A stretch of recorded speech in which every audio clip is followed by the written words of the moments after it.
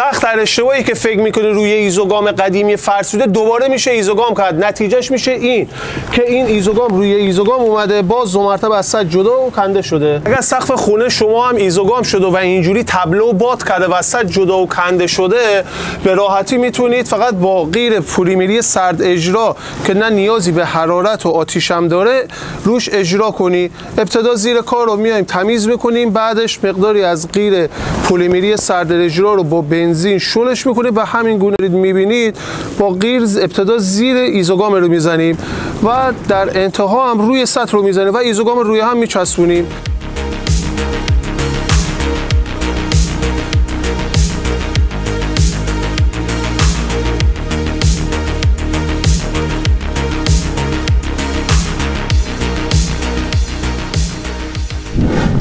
جهت مشاوره و راهنمایی بیشتر فقط کافیه کلمه درزگیر رو برامون تو کامنت بنویسید تا تمام اطلاعاتش برات ارسال بشه.